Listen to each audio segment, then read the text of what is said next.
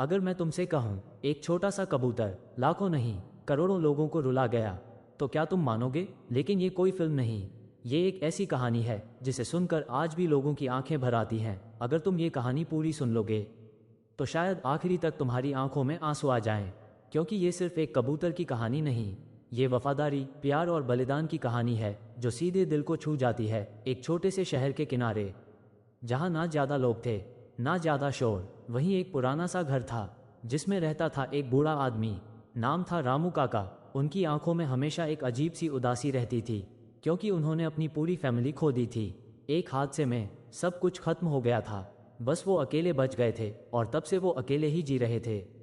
हर दिन वही दिनचर्या, सुबह उठना, चुपचाप बैठना और शाम को घर के बाहर खाली आसमान को देखना, जैसे किसी का इंतजार कर रहे हों, लेकिन कोई आता नहीं था। एक दिन अचानक एक सफ़ेद कबूतर उनके आंगन में आकर बैठ गया। रामू काका ने पहले ध्यान नहीं दिया, लेकिन कबूतर वहीं बैठा रहा, चुपचाप, जैसे उसे कहीं जाना ही नहीं हो। अगले दिन भी वो आया, फिर अगले दिन। धीरे धीरे रामू काका उसे दाने देने लगे और कबूतर भी उनके पास रहने लगा। अब रामू काका उससे बातें करते। कुछ घंटों बाद रामू काका की आंख खुली। उन्होंने सबसे पहले पूछा, मेरा कबूतर कहाँ है? लेकिन इस बार कोई जवाब नहीं था।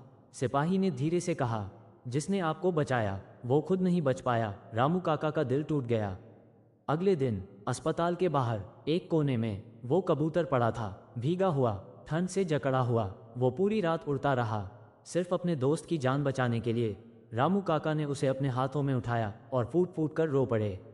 उस दिन अस्पताल में मौजूद हर इंसान की आंखें नम थीं, क्योंकि उन्होंने पहली बार देखा था एक पक्षी का ऐसा प्यार जो इंसानों से भी ज्यादा सच्चा था। रामू काका ने उसी जगह उस कबूतर को दफनाया और हर दिन वहां बैठकर उससे बातें करते, जैसे वो आज भी उनके साथ हो। समय बीत गया, लेकिन उनकी आंखों की उदासी अब अकेलेपन की नहीं थी, वो एक याद थी, एक सच्चे दोस्त की। और धीरे धीरे ये कहानी पूरे शहर में फैल गई। लोग उस जगह पर आने लगे, उस कबूतर की कहानी सुनने लगे। कहते हैं आज भी कभी कभी वहाँ एक सफ़ेद परछाई उड़ती हुई दिखती है, जैसे वो कबूतर अभी भी अपने दोस्त के पास आता हो। और जो भी ये कहानी सुनता है उसकी आंखें खुद ब खुद भर जाती हैं, क्योंकि ये हमें सिखाती है कि सच्चा प्यार ना इंसान देखता है ना भाषा, वो बस दिल से होता है।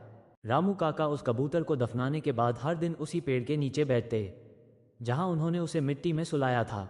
हवा चलती, पेड़ों की पत्तियां हिलती और ऐसा लगता जैसे कोई उनसे बात कर रहा हो। वो धीरे से कहते, तू चला गया लेकिन मुझे अकेला नहीं छोड़ा। उनकी आंखों में आंसू होते, लेकिन इस बार उन आंसुओं में एक अजीब सी शांति भी थी।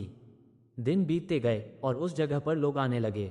कोई फूल चढ़ाता, कोई चुपचाप खड़ा रहता, कोई अपनी कहानी लेकर आता और उस कबूतर की कहानी सुनकर चला जाता। धीरे धीरे वो जगह एक छोटी सी याद बन गई, एक ऐसी जगह जहां लोग अपने खोए हुए रिश्तों को याद करने आते थे। एक शाम जब सूरज पहाड़ों के पीछे छिप रहा था और आसमान हल्का नारंगी हो गया था, रामू काका हमेशा की तरह वहां बैठे थे। तभी उन्हें लगा जैसे किसी ने उनके कंधे को हल्के से छुआ। उन्होंने पीछे मुड़कर देखा, लेकिन वहां कोई नहीं था। उन्होंने आसमान की तरफ देखा और अचानक एक सफेद परछाई, बिल्कुल उसी कबूतर जैसी, उनके ऊपर से उड़ती हुई गई।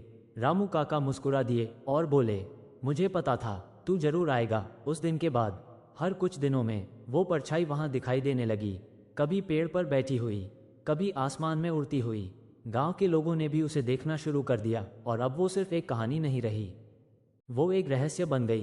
कुछ लोग कहते ये सिर्फ वहम है, कुछ कहते ये सच्चा प्यार है जो खत्म नहीं होता। लेकिन रामू काका जानते थे वो क्या है। एक दिन गांव में एक छोटा बच्चा आया जो बहुत दुखी था। उसने अपने पापा को खो दिया था। वो उस जगह पर बैठा और रोने लगा। रामू काका उसके पास गए और बोले, रो मत, यहाँ जो भी आता है वो अकेला नहीं रहता। बच्चे ने पूछा, कैसे? रामू काका ने आसमान की तरफ इशारा किया और उसी पल वो सफेद परछाई फिर से दिखाई दी। बच्चा उसे देखकर चुप हो गया, उसकी आंखों में चमक आ गई, जैसे उसे भी एक उम्मीद मिल गई हो। धीरे धीरे वो बच्चा हर दिन वहां आने लगा और रामू काका के साथ बैठकर बातें करता। अब रामू काका अकेले नहीं थे। वो कबूतर जो चला गया था, उसने जाते जाते किसी और की जिंदगी में रोशनी ला दी थी। साल बीतते गए, रामू काका बूढ़े से और बूढ़े हो गए, लेकिन वो जगह, वो पेड़, वो कहानी आज भी वही थी। एक दिन रामू काका भी उसी पेड़ के नीचे बैठे बैठे हमेशा के लिए सो गए। उनके चेहरे पर हल्की सी मुस्कान थी, गांव वालों ने उन्हें उसी कबूतर के पास दफनाया और कहते हैं उस दिन आसमान में 2 सफ़ेद परछाइयां एक साथ उड़ती हुई दिखाई दी, जैसे 2 पुराने दोस्त फिर से मिल गए हों। आज भी जब हवा चलती है, पत्तियां हिलती हैं और सूरज ढलता है, तो रामू काका के जाने के बाद वो जगह और भी शांत हो गई। लेकिन अजीब बात यह थी कि वहां आने वालों की संख्या कम नहीं हुई, बल्कि और बढ़ने लगी। दूर दूर से लोग आने लगे, सिर्फ उस कहानी को महसूस करने के लिए। कुछ कहते हमें यहाँ सुकून मिलता है, कुछ कहते यहाँ आकर दिल हल्का हो जाता है, जैसे वो जगह अब सिर्फ एक पेड़ या कब्र नहीं रही, वो एक एहसास बन चुकी थी।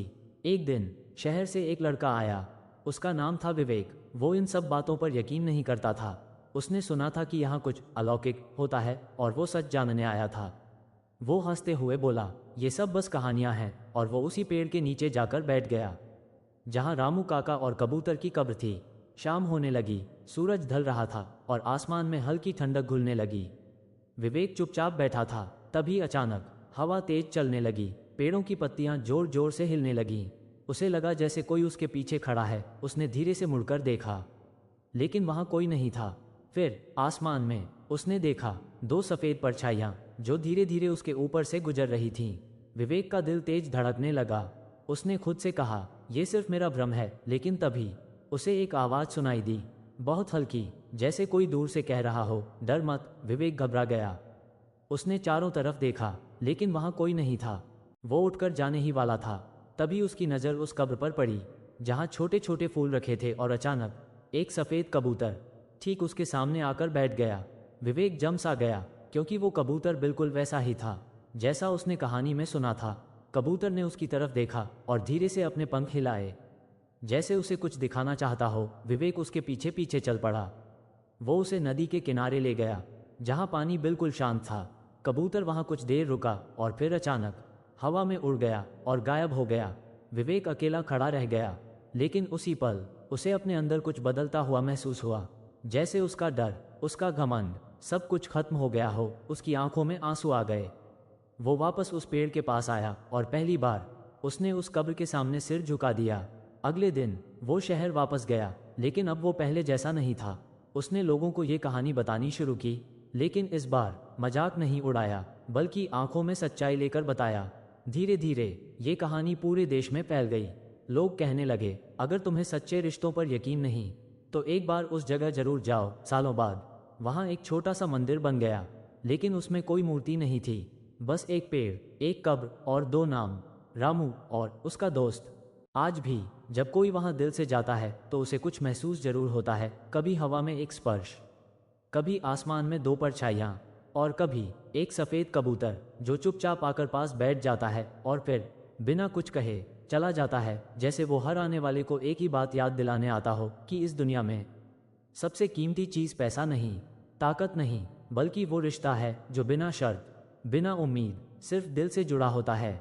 सालों बीत गए, लोग आते रहे, कहानी सुनते रहे और वापस चले जाते रहे, लेकिन उस जगह का रहस्य आज भी वैसा ही था। एक दिन वही लड़का विवेक अब बूढ़ा हो चुका था, सफ़ेद बाल, कांपते हाथ, लेकिन दिल में वही सवाल, आखिर वो सच क्या था। वो आखिरी बार उस जगह पर आया, धीरे धीरे चलता हुआ उसी पेड़ के पास, उसी कब्र के सामने बैठ गया।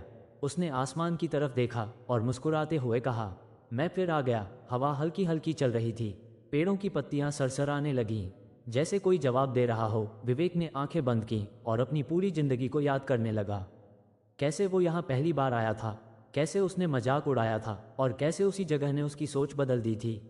धीरे धीरे उसकी सांसें हल्की होने लगीं, और तभी उसे फिर वही एहसास हुआ जैसे कोई उसके पास खड़ा हो। उसने आंखें खोलीं और इस बार उसने साफ देखा, उसके सामने रामू काका खड़े थे, मुस्कुराते हुए, और उनके कंधे पर बैठा था वही सफ़ेद कबूतर। विवेक की आंखों से आंसू बहने लगे, लेकिन इस बार डर नहीं था, सिर्फ सुकून था। रामू काका ने हाथ बढ़ाया और बिना कुछ कहे, जैसे उसे अपने साथ बुला रहे हों, विवेक ने धीरे से अपना हाथ आगे बढ़ाया, और उसी पल हवा तेज हो गई, पत्तियां उड़ने लगीं, आसमान में रोशनी फैल गई। गांव के कुछ लोगों ने दूर से देखा कि उस पेड़ के ऊपर 3 सफ़ेद परछाइयां एक साथ आसमान में उठ रही थीं।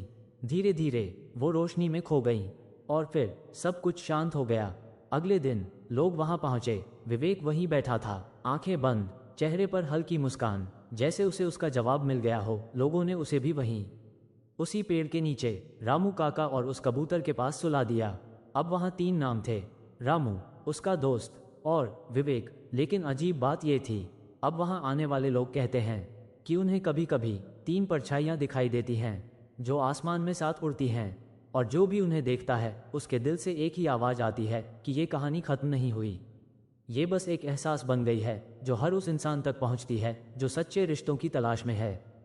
अगर आप यहाँ तक इस कहानी को देख चुके हैं तो दिल से धन्यवाद, क्योंकि आप सिर्फ एक व्यूअर नहीं बल्कि एक ऐसे इंसान हैं जो सच्ची कहानियों को महसूस करते हैं। और मैं आपके लिए ऐसी ही दिल को छू जाने वाली कहानियाँ लाता रहूँगा जो सिर्फ कहानी नहीं होती बल्कि एक एहसास होती हैं। इस चैनल पर आपको मिलेंगी सच्ची घटनाएं, रहस्यमयी कहानियाँ और ऐसी बातें जो शायद आपने पहले कभी नहीं सुनी होंगी।